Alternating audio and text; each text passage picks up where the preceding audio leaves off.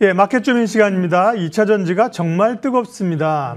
에코프로 BM의 대규모 수주 소식에 이어서 LNF가 테슬라 쪽으로의 대규모 수주 전망으로 주가가 급등하고 있는 상황인데요. 예, 오늘은 조금 늘립니다만 2차 전지 뜨겁습니다. LNF에 대해서 집중적으로 분석할게요. RFA 이재준 대표 그리고 정경민 변리사 두 분 함께 하겠습니다. 어서 오십시오.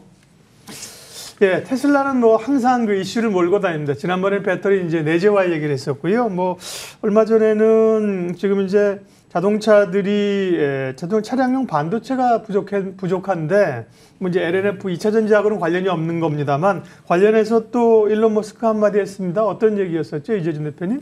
네, 일단 일론 머스크가 지금 반도체 공장을 이제 건설되고 있으면 내년까지 충분한 생산 능력을 갖출 것이라고 이제 이야기를 했었습니다. 코로나 팬데믹으로 인해서 이 반도체 관련 공급망이 무너졌었죠. 그래서 이 차량에 들어가는 이 반도체 부품 부족이 이 가동률 감소로 이어졌었습니다. 결국은 해외 기업들은 이러한 조짐들이 장기화될 것으로 좀 생각을 하고 있고요. 내연기관에 들어가는 반도체는 4% 정도가 들어가는데 전기차의 경우는 반도체가 20%까지 들어갑니다. 즉 전기차의 수요가 증가를 하고 있고 공급도 늘어남에 따라 차량용 반도체에 대한 수요는 크게 상승할 수밖에 없다고 현재 시장에서 내다보고 있고요.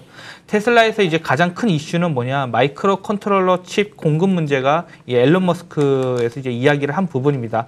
하지만 장기적으로는 문제가 될 것이 없다라고 말을 했는데요. 이 이야기는 차량용 반도체를 이야기한 것인지 아니면 테슬라의 문제만 없다고 지금 보고 있는지는 아직 의문점으로 보고 있습니다. 근데 이 테슬라 경우에는 이 소프트웨어 설계를 자체적으로 할 수 있는 이 능력이 있습니다. 다른 완성차 업체와는 달리 그런 부분들에서 이 경쟁력을 보유하고 있는 기업이다라고 보시면 될 것 같은데요. 결국 반도체 칩 메이커를 자체적으로 생산이 가능하다고 보이고 있고요. 그렇기 때문에 이 내년까지 충분한 생산 능력을 갖출 것이다라는 그 기대감이 나타나고 있습니다. 또한 이 테슬라가 이 삼성전자의 이 외주 위탁 수주에 대한 부분들도 있기 때문에 전반적으로 이 자율주행과 이 전기차에 들어가는 이 반도체들에 대한 부분들이 결국은 공장 건설과 이 외주에 의해서 생산에 대한 부분들이 충분히 감당이 가능할 것이다라고 좀 보고 있고요. 이러한 부분들로 인해 가지고 전기차 관련주들이 어제 이 상승을 했습니다.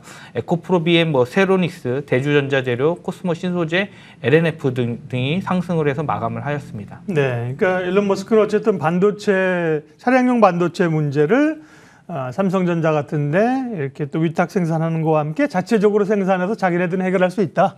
큰 문제 아니다. 이렇게 얘기를 한 거죠. 네. 자, 이제 LNF 얘기하겠습니다. 앞서 말씀드린 것처럼 이제 LNF는 이제 반도체 칩하고는 상관없는 거고요. 이제 이 테슬라의 2차 전지에 관련된 이제 소재 쪽에 대한 수주 기대감이 있었던 거잖아요. 정경민 변리사님, LNF 어떤 회사인지 먼저 소개해 주세요. 네, LNF는 2000년 7월에 설립된 회사고요. 원래는 LCD용 백라이트 유닛을 제조 생산하기 위해서 창업을 되었고, 현재는 2차 전지용 양극 활물질이나 방열 테이프, 전극용 페이스트 등 다양한 소재를 제조 생산하는 기업으로 자리매김하고 있습니다. 2005년 8월에 자회사인 LNF 신소재를 설립하였고, 이 리튬이온 2차 전지용 양극 활물질 사업을 개시하였는데, 이 LNF 신소재가 2010년 이후로 글로벌 탑티어로 자리매김하였고요. 2016년 2월에 이제 LNF 신소재가 LNF와 2차 전지 시장에서 경쟁력 강화를 위해서 이제 합병을 진행하게 됩니다. 이 합병을 통해서 양극 활물질 사업 분야에서 상당히 LNF가 높은 자리에 위치하였다, 이런 평가를 받고 있습니다. 네. 최근의 이슈는 이제 오늘 전에 말씀드린 것처럼 테슬라 쪽으로의 LNF의 공급 계약인데요. 테슬라에 많은 그 밸류체인들이 있을 건데 특별히 LNF가 주목받고 있는 이유는 어디 있습니까? 이제 LNF의 주력 제품은 4원계인 NCMA와 3원계인 NCM이고, 그중에서 이제 니켈 비중이 90%에 달하는 고부가 가치 제품입니다. 테슬라가 4680 배터리를 직접 자체 생산을 하게 된다면 이 LNF가 하이니켈인 NCMA 양극재를 직접 납품할 가능성이 높다, 지금 이렇게 보고 있습니다. LNF는 에코프로비엠이나 포스코 케미칼에 비해서 인지도나 규모가 다 떨어지긴 하지만 전 세계에서 최초로 니켈 함유량이 90%에 달하는 이 NCMA 양극재를 개발에 성공을 하였고 양산에 성공한 바 있거든요. 작년에 6월부터 이제 수십 톤의 NCMA 양극재를 LG화학에 납품 중이기도 하고요. 기존의 NCM 대비해서 알루미늄을 이렇게 추가한 것인데 NCMA는 효율을 극대화하면서 안정성을 잡은 제품입니다. LNF는 이제 제품 개발이 그치지 않고 생산 능력 또한 이제 꾸준히 늘리고 있는데 양극재 생산 능력이 2010년, 19년 연 2만 톤에서 올해는 이제 4만 톤으로 1년에 약 1만 톤 정도 증가하고 있는 추세로서 투자를 상당히 적극적으로 하고 있는 회사다 이렇게 보실 수 있겠습니다. 2차전지 3사와 모두 거래 중이라는 점, 또 NCM의 양산이 국내에서 가장 빨랐다는 점 또한 각광받는 이유 중에 하나가 될 것 같습니다. 네, LNF 오늘은 조정을 좀 봤습니다. 오늘은 2차 전지주들이요. 이제 SK 이노베이션이 미국에 대규모 투자한다는 얘기가 있어서 셀업체 가운데 SK 이노베이션, SK IT 이런 쪽이 강하고 다른 쪽은 좀 약하긴 한데요. 어쨌든 뭐 최근에 가장 뜨거운 섹터 가운데 하나는 분명합니다. 전고체 배터리 얘기를 많이 하지 않습니까? 그래서 LG화학도 주말 사이에 전고체 배터리와 관련된 좀 기술 개발 이런 얘기도 있었는데 LNF도 전고체 배터리와 관련이 있습니까? 네. 전고체 배터리 하면 이제 다들 잘 아시는 거죠. 네. 양극과 음극 사이에 있는 전해질이 고체로 이루어져 있다. 그러다 보니 이제 분리막도 별도로 필요가 없고 이 전해질 하나로 뭐 하겠다. 그래서 뭐 배터리 안정성과 에너지 밀도를 끌어올릴 수 있고 온도나 충격에 따른 화재 폭발 위험도 현재의 적은 배터리다. 차세대 배터리다. 뭐 다들 알고 계십니다. 이 LNF는 이 전고체 배터리에 들어가는 단결정 양극재를 개발을 하고 있는 것으로 또 알려져 있습니다. 양극재에서 니켈 비중을 높이는 것은 에너지 밀도를 높이는 점에서는 좋은 점이 있지만 니켈 비중이 늘어나면 아무래도 불안정성이 좀 커지게 되고요. 균열이 발생하기 때문에 충방전 과정에서 균열이 발생하는 또 특성이 존재를 하거든요. 이거를 이제 다결정이 아닌 단결정으로 제조하게 되면 강도가 10배가량 높아지게 돼서 이 균열로 인한 성능 감소를 좀 줄일 수 있다고 보고 있습니다. 하지만 이제 LNF만 단결정 양극재를 지금 개발하고 있는 것은 아니고요. 아직 개발 성공 소식이 들으려고 있지는 않기 때문에 전고체 배터리에서 LNF가 남들보다 많이 앞서 있다 이렇게 보기는 조금 어려울 것 같습니다. 네. 자, LNF에 대해서 이제 구체적으로 재무 측면에서 좀 보겠습니다. 이재준 대표님, 이제 엄청난 수주에 대한 기대감이 있는 건데 현재까지의 실적 현황은 어떻습니까? 네, 2분기 실적 발표를 했었는데 네. 매출액이 2,054억, 영업이익이 57억 원을 발표를 했습니다. 전년 동기 대비했을 때 각각 197%, 121%가 증가를 했고요. 영업이익은 이 시장에서 보는 컨센서스가 한 30억 원 정도가 됐었는데 그거보다 더 한 30억 원 정도가 더 나오면서 어닝 서프라이즈를 기록을 했습니다. 3분기에 대한 컨센서스는 2,760억 매출액이 영업이익이 한 100억 원을 기대를 하고 있고요. 연간으로 봤었을 때는 1조 원대 매출이 달성할 것으로 보고 있고 영업이익도 300억 원 이상 나올 것으로 전망하고 있습니다. 이에 따른 이유를 좀 살펴보면은 일단은 신규 공장에 대한 가동률이 상승을 하면서 6월부터 현재 본격적으로 영업이익률이 개선이 되고 있는 상태로 보시면 될 것 같고요. 국내 배터리 3사의 가장 가파른 증설을 진행하는 이 LG에너지 솔루션과 이 전기차 산업을 이끄는 테슬라의 이제 메인 벤더로서에 대한 러브콜을 계속해서 현재 받고 있는 상태입니다. 지난 6월에 테슬라와 이 소재 공급 계약 체결을 했는데요. 소재 업체 중에서는 유일하게 자동차 OEM 업체와 직접 납품 계약한 것에 대한 큰 의미를 부여하고 있습니다. 그래서 다시 사후적으로 봤을 때 테슬라의 4680 배터리의 자체 생산에 대한 시스템 NCMA가 양극재 직접 납품 가능성이 높을 것으로 현재 보고 있고요. 자회사인 이 JHC 화학공업을 통해서 자체 핵심 전고체 기술 결국을 보유하고 있어서 이 수직 계열화 측면에서 생산 능력과 양산 능력을 보유할 것으로 현재 전망을 하고 있습니다. 네, 기존에 이제 국내 배터리 셀 업체들에게도 납품을 하고 있고 테슬라는 이제 내재화를 자체적으로 배터리를 만들고 싶어 하는 거잖아요. 거기에 이제 직접적으로 소재를 또 공급한다는 겁니다. 유상증자를 얼마 전에 했었죠. 유중은 부담인데 최근에 뭐 이런 업체들은 다 유중 이슈들을 무난히 극복하고 갑니다. 얼마를 증자를 해서 어디에 사용되는 거죠? 네, 일단 이 유상증자에 보면 이 캐파 증설에 대한 부분들이 이슈는 좀 긍정적으로 좀 봐야 될 부분인 것 같습니다. 7월 21일 날 이 공시 관련된 부분이 4,966억 원 규모의 유상증자 자금 조달을 성공을 했는데요. 자금 조달의 목적은 시설 자금과 운용 자금으로 보시면 될 것 같습니다. 시설 투자 계획을 보시면은 맨 하단을 보시면 양극화 물질에 대한 부분을 증설, 캐파 증설에 대한 부분인데요.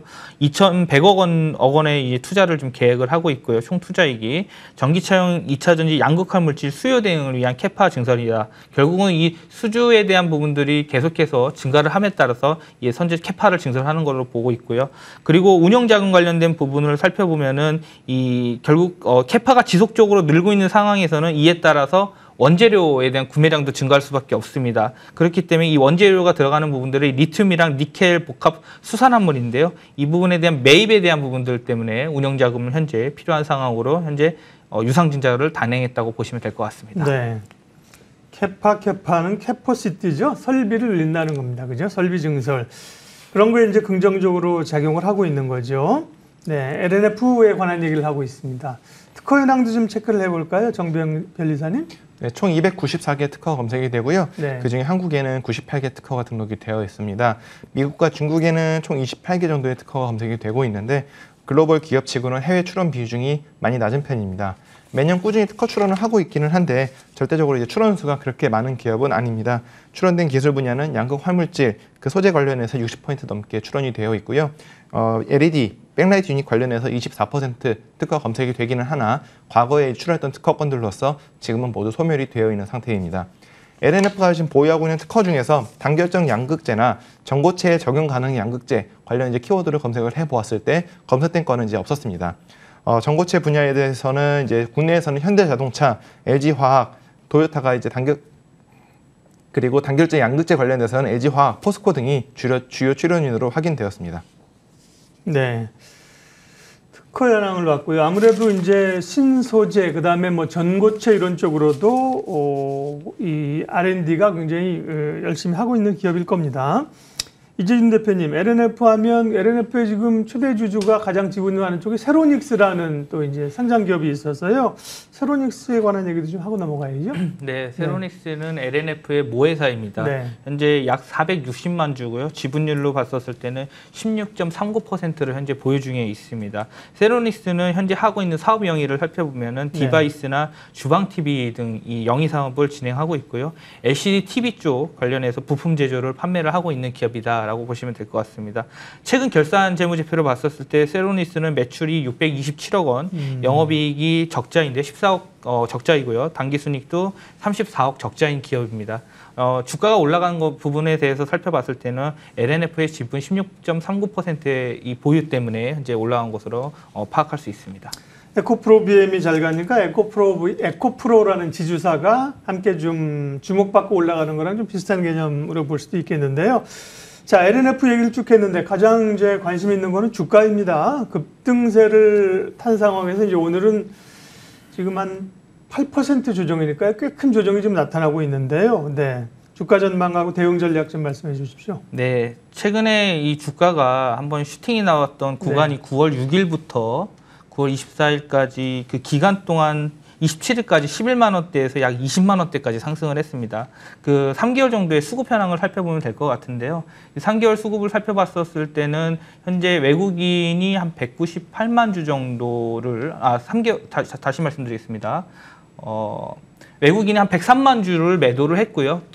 매수를 했고요. 기관이 33만 주, 개인이 72만 주 정도를 매도를 했습니다. 결국은 외국인 매수세로 인해서 주가가 올라갔다라고 좀 보시면 될 것 같고요. 다만 최근 이 거래일을 봤었을 때는 외국인과 기관이 계속 양매도로 지금 대응을 하고 있습니다. 프로그램 매도세가 나오고 있고요. 오늘 같은 경우에도 현재 프로그램 매도세가 나오고 있습니다. 그리고 최근에 이슈 중에 하나는 이 공매도 상위 종목의 1위가 에코프로 BM이었고요. 2위가 LNF였거든요. 그래도 공매도 물량 자체가 좀 많아지고 있다라는 부분들은 수급적으로 최근에 안 좋은 부분이다라고 좀 보시면 될 것 같고요. 이 차트적인 부분을 살펴봤었을 때는 지금 현재는 이 5일선까지 이제 주가가 좀 조정이 나타나고 있는 모습이 있습니다. 다만 그 보조지표상의 스토캐스틱상에는 이 과열 국면이 있기 때문에 단기적인 부분에서는 조정 가능성이 좀 높다고 생각을 하고 있고요. 그래서 결국은 2차 전지 섹터들이 전반적으로 다 조정이 흐르면서 코스피나 코스닥 지수도 현재 하락을 보이는 것으로 좀 나타나고 있습니다. 일단은 21선까지는 좀 열어두는 게 좋을 것 같고요. 그래서 그 구간 자체는 한 14만 원에서 한 15만 원 사이 21선은 올라가고 있는 모습이기 때문에 14만 원에서 15만 원까지는 좀 관망을 하고서 지켜보신 후에 분할 매수 관점으로 접근을 하는 것이 유효할 것이다라고 말씀드리도록 하겠습니다. 마켓 주민 오늘은 시장에서 가장 뜨거운 섹터 2차 전지 그 가운데 소재 업체 LNF에 대해서 집중 분석했습니다. RFA 이재준 대표, 정경민 변리사 두 분 함께했습니다. 고맙습니다.